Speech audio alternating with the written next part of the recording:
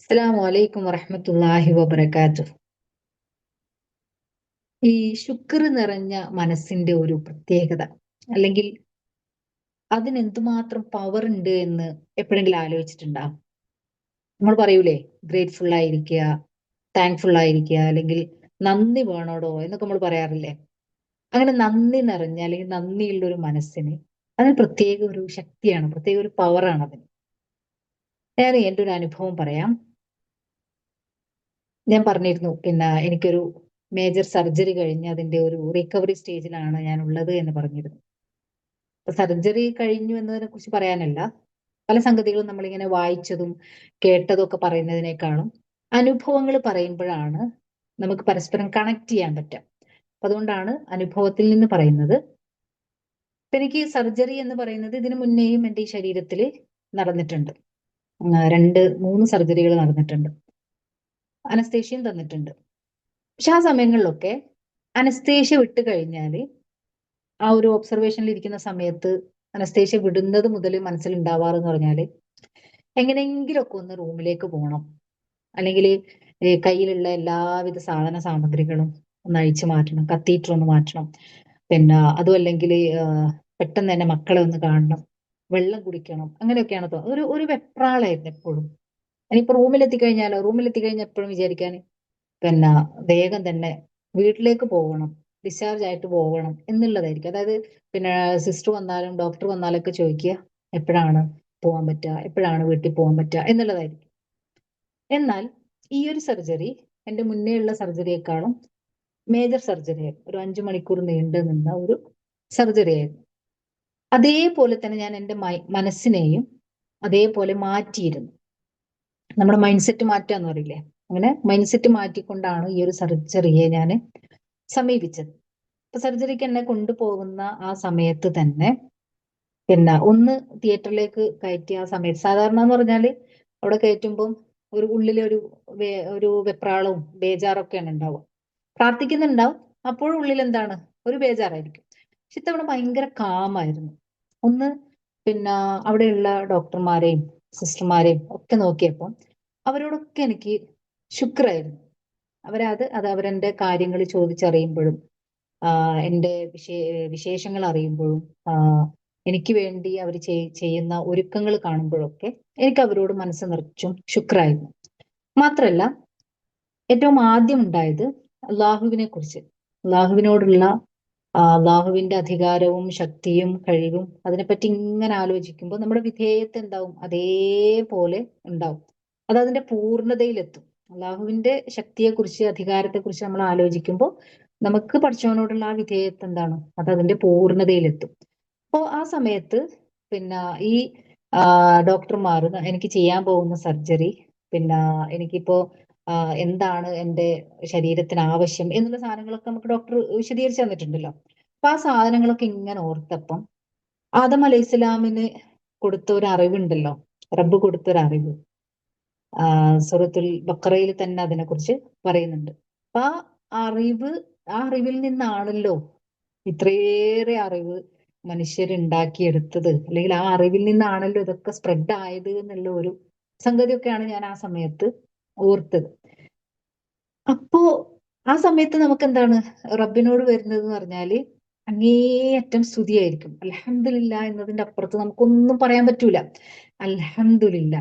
അതായത് അവിടുന്ന് മനുഷ്യനിങ്ങനെ എന്താണ് ആ അറിവ് നേടിക്കൊണ്ടേയിരിക്കുകയാണ്. അപ്പൊ ടെക്നോളജി അങ്ങ് എത്തി നിൽക്കുമ്പോഴാണ് എൻ്റെ ഈ സർജറി വരുന്നതും പിന്നെ അതത്രയേറെ എളുപ്പമാവുന്നതും.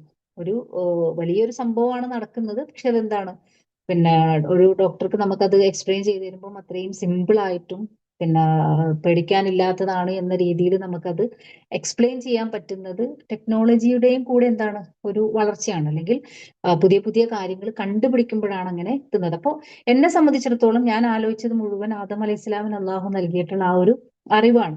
ആ അറിവിൽ നിന്നാണ് ഇത്രയേറെ മനുഷ്യൻ, ഏത് മേഖലയിലും മനുഷ്യൻ പുതിയ പുതിയ കാര്യങ്ങൾ കണ്ടുപിടിക്കുന്നുണ്ട് എങ്കിൽ അതൊക്കെ അവിടെ നിന്നാണല്ലോ.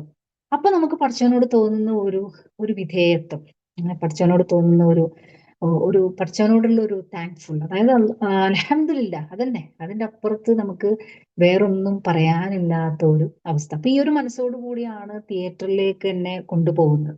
അപ്പൊ അവിടെ എത്തിയപ്പോഴും സിസ്റ്റർമാരെയൊക്കെ കാണുമ്പോഴും പിന്നെ ഒരു അവരോടൊക്കെ എന്താണ് ഒരു ശുക്രായിരുന്നു. അതായത് അവരെന്നെ കെയർ ചെയ്യുന്നത് കാണുമ്പോഴും എനിക്ക് ഭയങ്കരമായിട്ട് തണുക്കുന്നെന്ന് പറഞ്ഞപ്പം എന്റെ മേലെ അവരൊരു വാമർ അത് പിന്നെ ഇട്ട് തന്നപ്പോഴൊക്കെ എനിക്ക് അവരെന്നെ കെയർ ചെയ്യുന്നതിന്റെ ഒന്ന് ആലോചിച്ചപ്പോൾ എനിക്ക് അവരോട് ഭയങ്കര ശുക്രാണ് തോന്നിയത്. ശരിക്കും പറഞ്ഞാല് എന്നിട്ട് എന്റെ പിന്നിലേക്ക് അനസ്തേഷ്യ തരുന്ന ഡോക്ടർ വന്ന് നിൽക്കുമ്പോൾ പോലും മ- തീർത്തും ഞാൻ എന്താണ് ഭയങ്കര കാമായിട്ടായിരുന്നു ഉണ്ടായിരുന്നത്. ആ സമയത്തും അള്ളാഹുവിനെ കുറിച്ച് പിന്നെ ദീനിനെ കുറിച്ച് അല്ലെങ്കിൽ പിന്നീടുള്ള ഷഹാദത്ത് ഇതൊക്കെ കൊണ്ടാണ് എന്റെ അനസ്തേഷ്യ അങ്ങനെ പിന്നെ ഫലിക്കുന്നത്. അതായത് അനസ്തേഷ്യ തരുമ്പം എന്റെ ബോധം മറയുന്നത് വരെയും ഞാൻ അവിടെയുള്ള കാര്യങ്ങൾ അങ്ങനെ ആ, ശരിയായ ബോധത്തോടു കൂടി എന്താണ് ഞാൻ അറിയുന്നുണ്ടായിരുന്നു. അതായത് അത്രയും ശാന്തമായ അവസ്ഥയിൽ ഓരോ കാര്യങ്ങളും അറിയുന്നുണ്ടായിരുന്നു. അത് കഴിഞ്ഞ് സർജറിക്ക് ശേഷം നീണ്ട 5 മണിക്കൂറിന് ശേഷം എനിക്ക് അനസ്തേഷ്യ വിട്ട് ആ ഒരു സമയമാകുമ്പം പിന്നെ ഞാൻ ഒബ്സർവേഷനിലാണ്. ഒബ്സർവേഷനിൽ ഇരിക്കുന്ന സമയത്ത് എനിക്ക് ആദ്യം ഓർമ്മ വന്നത് എന്നെ തിയേറ്ററിലേക്ക് കൊണ്ടുപോകുമ്പം എൻ്റെ കൂടെ ഉണ്ടായിരുന്ന 4 ആളുകളെയാണ്. ഒന്നെന്റെ ഏറ്റവും പ്രിയപ്പെട്ടവൻ, പിന്നെ എൻ്റെ 2 മക്കള്, പിന്നെ എൻ്റെ ഏറ്റവും അടുത്ത ഒരു സുഹൃത്ത്. ഈ 4 പേരുടെ മുഖമാണ് എൻ്റെ മനസ്സിലേക്ക് വന്നത്. അവിടുന്ന് എനിക്ക് അവരോട് എന്തെന്നില്ലാത്തൊരു റെസ്പെക്റ്റും എന്തെന്നില്ലാത്തൊരു സ്നേഹവുമായിരുന്നു. അതായത് ഞാൻ പറഞ്ഞല്ലോ, ഇതിന് മുന്നേയും എനിക്ക് അനസ്തേഷ്യ തന്നിട്ടുണ്ട്, മറ്റു പ്രൊസീജിയർ എന്റെ ശരീരത്തിൽ നടന്നിട്ടുണ്ട്. ആ സമയത്തൊന്നും ഇല്ലാതിരുന്ന, ആ സമയത്തൊക്കെ അനസ്തേഷ്യ വിടുമ്പോൾ വെപ്രാളായിരുന്നു. പക്ഷേ ഈ സമയത്ത് ഇവരെയാണ് ഞാൻ ഓർക്കുന്നത്. എന്നിട്ട് ഇവർക്ക് വേണ്ടി ഞാൻ പ്രാർത്ഥിക്കുകയായിരുന്നു. അതായത് എന്റെ മനസ്സിൽ അത്രയേറെ എനിക്ക് ഇവരോടൊരു റെസ്പെക്റ്റ് ആയിരുന്നു. ഞാൻ എന്നും കാണുന്ന ആളുകളാണ്, എന്റെ കൂടെയുള്ള ആളുകളാണ്. ചിലപ്പോ നമുക്ക് ഇങ്ങനെയും പറയാം, അവരെന്നല്ലേ ഇരിക്കേണ്ടത്, അവരെന്നല്ലേ എന്നെ കാത്തിക്കേണ്ടത് എന്നൊക്കെ എനിക്ക് പറയാം. പക്ഷെ എനിക്ക് അങ്ങനെ പറയാനല്ല തോന്നിയത്. എന്റെ മനസ്സിൽ അവരോട്, എന്റെ മക്കളോട് പോലും എനിക്ക് ഭയങ്കര റെസ്പെക്റ്റ് ആയിരുന്നു. കാരണം എന്നെ അത്രയും പരിഗണിക്കുന്നോണ്ടാണല്ലോ അവരെന്നെ കാത്തു നിൽക്കുന്നത്. അവർ ഏത് മാനസികാവസ്ഥയിലായിരിക്കും. അതായത് അവരുടെ കൂടെയുള്ള ഒരു ജീവനെ ഇങ്ങനെ കൊടുക്കുകയാണ്. എന്നിട്ട് അവർ അത്രയും നേരം അങ്ങനെ പുറത്തിങ്ങനെ പിന്നെ എന്തായി എന്തായി എന്നുള്ളത്, അത് ഒന്ന് അങ്ങേയറ്റം സ്വബറ് വേണം അങ്ങനെ കാത്തു നിൽക്കാൻ. ഒരു ഹോസ്പിറ്റലിൽ പുറത്തങ്ങനെ കാത്തു നിൽക്കാൻ അങ്ങേയറ്റം ക്ഷമ വേണം. മറ്റൊന്ന് അവരുടെ മനസ്സ് അത്രയേറെ വെപ്രാളത്തിലായിരിക്കും. എന്താ പറ്റിയതാവോ, ഓരോ സിസ്റ്റർമാര് പുറത്തു വരുമ്പോഴും ഓരോ ഡോക്ടർ പുറത്തു വരുമ്പോഴും ഇന്ന പേഷ്യന്റിന് എന്തായി, ഇന്ന പേഷ്യന്റിന്റെ അവസ്ഥ എന്തായി എന്ന് അതിന്റെ അപ്ഡേറ്റ് അറിയാനുള്ള ഒരു മാനസികാവസ്ഥയായിരിക്കുമല്ലോ അവർക്ക് ഉണ്ടാവുക. അപ്പൊ അത് ഓർത്ത് ഞാൻ അവർക്ക് വേണ്ടി നിറയെ പ്രാർത്ഥിക്കുകയായിരുന്നു. അവർക്ക് വേണ്ടിയുള്ള എല്ലാ അനുഗ്രഹങ്ങൾക്കും വേണ്ടിയാണ് ആ സമയത്ത് പ്രാർത്ഥിക്കുന്നത്. പിന്നെ അത് കഴിഞ്ഞ് തൊട്ടുടനെ വന്നത് എന്റെ കുടുംബത്തെയായിരുന്നു. പിന്നെ അത് കഴിഞ്ഞ് എനിക്ക് വേണ്ടി മെസ്സേജ് അയച്ചും എന്നെ ഫോൺ വിളിച്ചിട്ടും സർജറിക്ക് മുന്നേ എന്നെ കാണാൻ വന്നും എന്നെ സമാധാനിപ്പിക്കുകയും എനിക്ക് പ്രാർത്ഥിക്കുകയും ചെയ്ത സ്റ്റുഡൻസ് എന്റെ സ്റ്റുഡൻസ് എനിക്ക് അത് പറയാതിരിക്കാൻ പറ്റൂല. അങ്ങേയറ്റം എന്നെ ആശ്വസിപ്പിച്ച എന്റെ സ്റ്റുഡൻസും അതേപോലെ എന്റെ സൗഹൃദങ്ങളിലുള്ളവർ. അപ്പോ ഈ ആളുകളൊക്കെ മുഖം, എല്ലാവരുടെയും മുഖമൊന്നും ഞാൻ കണ്ടിട്ടില്ല. പക്ഷെ ഓരോ ആളുകളും എന്റെ മനസ്സിൽ ഇങ്ങനെ മിന്നിമറിയാന്നറിയില്ല അങ്ങനെ വരികയായിരുന്നു. ഇവർക്കൊക്കെ വേണ്ടിയിട്ട് എന്താണ് പ്രാർത്ഥിക്കുകയായിരുന്നു ആ ഒരു ഒബ്സർവേഷനിൽ. അപ്പൊ എനിക്ക് ഉണ്ടായ ഒരു മാറ്റം എന്തായിരുന്നു പറഞ്ഞാല്, ആ ഒബ്സർവേഷനിൽ എന്റെ ശരീരം മുഴുവൻ വേദനിക്കുന്നുണ്ടായിരുന്നു. എനിക്ക് പല തരത്തിലുള്ള ബുദ്ധിമുട്ടുണ്ട്. ഒന്നാമത് എന്റെ കാലിലൊരു സാധനമുണ്ട്, കയ്യിലൊരു സാധനമുണ്ട്, കത്തീറ്റർ ഇട്ടിട്ടുണ്ട്. പക്ഷെ നമുക്ക് മൊത്തത്തില് നമ്മുടെ എപ്പോഴും ഉള്ള ഒരു അവസ്ഥ ആയിരിക്കില്ലല്ലോ ഒരു ആഫ്റ്റർ സർജറി എന്ന് പറയുമ്പോൾ. പക്ഷെ അതിന്റെ ഒരു ബുദ്ധിമുട്ടും എന്നെ ബാധിക്കുകയോ എന്നെ വിഷമിപ്പിക്കുകയോ ചെയ്തില്ല. കാരണം ഞാനുള്ളത് വേറൊരു ലോകത്തായിരുന്നു. ഞാൻ ഈ ആളുകളെ ഓർത്തെടുക്കുന്ന തിരക്കിലും ഈ ആളുകൾക്ക് വേണ്ടി പ്രാർത്ഥിക്കുന്ന തിരക്കിലുമായിരുന്നു. അങ്ങനെ ഒബ്സർവേഷൻ കഴിഞ്ഞിട്ട് എന്നെ റൂമിലേക്ക് ആക്കുമ്പോഴേക്കും തീർത്തും ഞാൻ എന്താണ് അത്രയും ഒരു റിഫ്രഷ് ആയിട്ടുള്ള ഒരു അവസ്ഥയിലായിരുന്നു എന്റെ പ്രിയപ്പെട്ടവനും എന്റെ ഈ ഫ്രണ്ടും എന്റെ മക്കളും എന്നെ കാണുന്നത്. അപ്പൊ അവർക്ക് ഭയങ്കര അത്ഭുതമായി, ഇതെന്താണ് സംഭവിച്ചത് എന്നുള്ളത്. ഞാൻ അവരുടെ മുഖഭാവം കണ്ട് ഞാൻ അവരോട് ചോദിക്കുന്നത്, ഞാൻ അറിയാത്ത എന്തെങ്കിലും നിങ്ങളോട് പറഞ്ഞു, നിങ്ങൾ എന്താ ഹാപ്പി അല്ലാത്തത്? കാരണം ഞാൻ അത്രയും ഹാപ്പിയാണ്. ഞാൻ എന്നിട്ട് അവരോട് ചോദിക്കുന്നത്, നിങ്ങൾ എന്താ ഹാപ്പി അല്ലാത്തത്? ഞാൻ അറിയാതെ എന്തെങ്കിലും ഡോക്ടർ നിങ്ങളോട് പറഞ്ഞോ എന്നാണ് ഞാൻ അവരോട് ചോദിക്കുന്നത്. അവരോടല്ല, ഇത്രയും നേരം നിന്നിങ്ങനെ കാത്തിക്കായിരുന്നല്ലോ. അപ്പോഴാണ് പിന്നെയും ഞാൻ തിരിച്ച് വരുന്നത്. ശരിയാണല്ലോ, ഇവര് വേറൊരു മാനസികാവസ്ഥയിലാണല്ലോ ഇവർ എന്നെ കാത്തു നിൽക്കുന്നത്. അപ്പൊ ഞാൻ പറഞ്ഞു വരുന്നത്, പിന്നീട് അതായത് എന്റെ ഇതൊക്കെ കഴിഞ്ഞ് ഡിസ്ചാർജ് ആയി ഞാൻ വീട്ടിലെത്തി, അങ്ങനെ റെസ്റ്റ് എടുക്കുന്ന സമയത്ത് ഓരോന്ന് ആലോചിക്കുമ്പോഴും ഇവര് എന്നെ കൊണ്ടുവരുമ്പോൾ എന്റെ ഒരു സിറ്റുവേഷൻ കാര്യങ്ങളൊക്കെ പറയുമ്പോഴാണ് ഞാൻ അതിനെക്കുറിച്ച് പിന്നെയും ചിന്തിക്കുന്നത്. യഥാർത്ഥത്തിൽ അവിടെ നമ്മുടെ മനസ്സിലെ ശുക്ർ നിറഞ്ഞപ്പം, അല്ലെങ്കിൽ അങ്ങേയറ്റം താങ്ക്ഫുൾ ആയപ്പം എന്റെ എല്ലാ വേദനകളെയും ഞാൻ മറക്കുകയായിരുന്നു. എന്റെ എല്ലാ പ്രയാസങ്ങളെയും ഞാൻ മറക്കുകയായിരുന്നു. അവിടെ ഞാൻ തിരിച്ചറിഞ്ഞത്, ഈ ശുക്റുള്ള മനസ്സിന്റെ കൂടെ ഉണ്ടല്ലോ ഒരു നെഗറ്റീവ് എനർജിയും ചേരൂല. അനുഭവത്തിൽ നിന്ന് പറയാം. ശുക്റുള്ള മനസ്സിൽ, അതായത് എനിക്ക് എന്താ ഇത് കിട്ടാത്തത് എന്നതിന് പകരം എനിക്ക് കിട്ടിയ സാധനങ്ങളെ കുറിച്ചിട്ട് ഞാൻ ആലോചിച്ചപ്പം, എനിക്കുള്ള ഹോസ്പിറ്റൽ സൗകര്യങ്ങളാവട്ടെ, എൻ്റെ ഡോക്ടർ ആവട്ടെ, എൻ്റെ സിസ്റ്റർമാരാവട്ടെ, പിന്നെ അതായത് നേഴ്സുമാരാവട്ടെ, എൻ്റെ സൗഹൃദങ്ങളാവട്ടെ, എൻ്റെ കുടുംബമാവട്ടെ, ഇങ്ങനെ ഞാൻ ഓരോന്ന് ആലോചിച്ചപ്പം, അതായത് എനിക്ക് എന്താണോ ഉള്ളത് അതിനെപ്പറ്റി ഞാൻ ആലോചിച്ചപ്പം എൻ്റെ മനസ്സ് ശുക്ർ കൊണ്ട് നിറയെയായിരുന്നു. ആ ശുക്ർ കൊണ്ട് നിറഞ്ഞപ്പോ സംഭവിച്ചത് എന്താണെന്ന് വെച്ചാൽ, ഒരു നെഗറ്റീവ് എനർജിയും ഈ സാധനത്തിന്റെ കൂടെ ചേർന്നില്ല. ഞാൻ വേദന അറിഞ്ഞില്ല, ഞാൻ പ്രയാസങ്ങൾ, പക്ഷെ എന്റെ ശരീരത്തിന് വേദനിക്കുന്നുണ്ടായിരുന്നു, പക്ഷെ എനിക്കത് ഓർക്കാൻ സമയമുണ്ടായില്ല. എനിക്ക് ആ വേദനയെ കുറിച്ചിട്ട്, ഇവിടെ ഇന്നതുണ്ടല്ലോ, ഓ എന്റെ കാലിൽ ഇങ്ങനത്തെ രണ്ട് സാധനം കെട്ടിയിട്ടുണ്ടല്ലോ, അതൊന്ന് അഴിച്ചിരുന്നെങ്കിൽ എന്ന് ആലോചിക്കാൻ എനിക്ക് സമയം ഉണ്ടായിരുന്നില്ല. രണ്ട് കയ്യിലും കുത്തി വെച്ചിരുന്ന ഈ സൂചി ഒന്ന് അഴിച്ചിരുന്നെങ്കിൽ, കാരണം എനിക്കത് ആലോചിക്കാൻ വേണ്ട.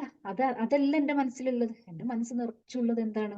എനിക്ക് വേണ്ടി കാത്തിരുന്നവര്, എനിക്ക് വേണ്ടി പ്രാർത്ഥിച്ചിരുന്നവര്, എന്നെ ആശ്വസിപ്പിച്ചവര്, എനിക്ക് വേണ്ടി മെസ്സേജ് അയച്ചിരുന്നവര്, എന്നെ വിളിച്ചവര്, ഇവരൊക്കെയായിരുന്നു എന്റെ മനസ്സ് നിറച്ചുണ്ടായിരുന്നത്. ഞാൻ നിങ്ങളോട് പറയുന്നത്, നമ്മുടെ മനസ്സിൽ എത്രത്തോളം നമ്മൾ ശുക്ർ നിറക്കുന്നോ, ആ ശുക്രന്റെ കൂടെ ഉണ്ടല്ലോ ഒരു തരത്തിലുള്ള വേദനയോ പ്രയാസമോ നിരാശയോ നഷ്ടബോധമോ കുറ്റബോധമോ, ഇനി അതല്ലാതെ അഹങ്കാരമോ ഗർവോ, ഈ പറഞ്ഞ ഒരു സംഗതിയും ചേരൂല. ശുക്റുള്ള മനസ്സുണ്ടോ അത് ശുക്ർ മാത്രമായിരിക്കും. അത് അത് വേറൊരു ലെവലാണ്. ഞാൻ ഇങ്ങനെ ഇതിന്റെ അപ്പുറത്ത് എനിക്ക് അതിനെ വിശദീകരിച്ചു തരാൻ കഴിയുന്നില്ല. അതേപോലെ തന്നെ ഇത് കഴിഞ്ഞ് സർജറി കഴിഞ്ഞിട്ട്, സർജറിക്ക് മുമ്പേ എൻ്റെ പല ഫ്രണ്ട്സും വന്ന് പറഞ്ഞിരുന്നു, പിന്നെ സാലിമ ചിലപ്പോ ഇനിയിപ്പോ കുറെ കാലത്തോളം ബെൽറ്റ് വേണ്ടി വരുമായിരിക്കും. നല്ല രീതിയിൽ പറഞ്ഞു തന്നതാണ്. അതായത് ഞാനൊന്ന് ഒരുങ്ങാൻ വേണ്ടി പറഞ്ഞതാണ്. അപ്പൊ ആ സമയത്തൊക്കെ ഞാനിങ്ങനെ ആലോചിക്കുന്നത്, ഓ ബെൽറ്റ് ഇടുമ്പോഴൊക്കെ എങ്ങനെയാണ് പഠിച്ചോനെ, പിന്നെ ഇനിയിപ്പോ അതെനിക്കൊരു ഭാരമായിട്ട് പോവോ എന്നതാണ് സർജറിക്ക് മുമ്പ് ഞാൻ എൻ്റെ മനസ്സിൽ അങ്ങനെ കൊടുക്കുന്നത്. അതൊരു ഭാരമായിട്ട് മാറോ, എങ്ങനെയാണ് അത് ഇട്ടിട്ടൊക്കെ നടക്കുക എന്നൊക്കെയായിരുന്നു. പക്ഷേ സർജറി കഴിഞ്ഞ് 24 മണിക്കൂർ കഴിഞ്ഞപ്പം എന്നെ ഇരുത്താൻ വേണ്ടിയിട്ട് ഫിസിയോതെറാപ്പിസ്റ്റ് വന്ന്, പിന്നെ ആ സമയത്താണ് എനിക്ക് ആദ്യം ബെൽറ്റ് ഇട്ടിരുന്നത്. എന്നിട്ട് എന്നെ ഒരു ചെയറിലേക്ക് ഇരുത്തിയത് മുതൽ ഞാൻ ആ ബെൽറ്റിനെ അക്സെപ്റ്റ് ചെയ്തു. അൽഹംദുലില്ലാ. അതിലൂടെയാണ് പടച്ചോൻ എന്നെ, അതായത് അതാണ് നിമിത്തം, അതാണ് എന്നെ ഇരുത്താനുള്ള ഒരു നിമിത്തം. അപ്പൊ അതിനെ ഞാൻ അക്സെപ്റ്റ് ചെയ്തതോട് കൂടി എനിക്കത് ഒരു പ്രശ്നമല്ലാതായി. അൽഹംദുലില്ലാ.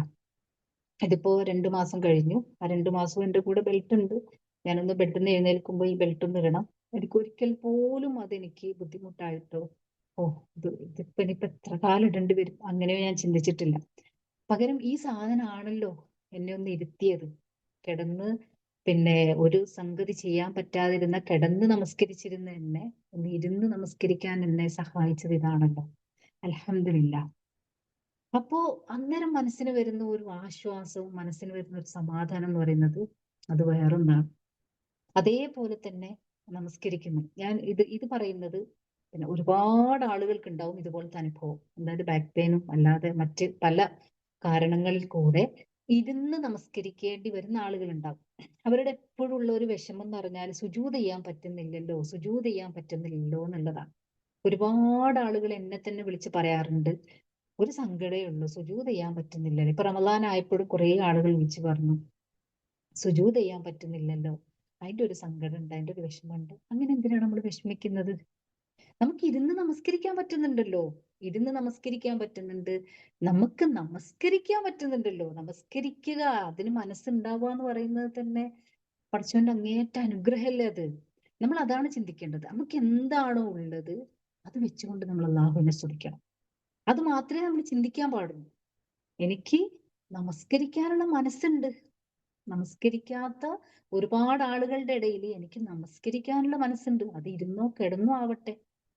അവിടെ നമ്മൾ മനസ്സുകൊണ്ട് ചെയ്യുന്ന സുജൂദാണ്. അള്ളാഹുവിന്റെ മുന്നില് അത് സുജൂദാണ്. നമ്മൾ അങ്ങനെ അതിനെ എടുക്കാൻ പാടുള്ളൂ.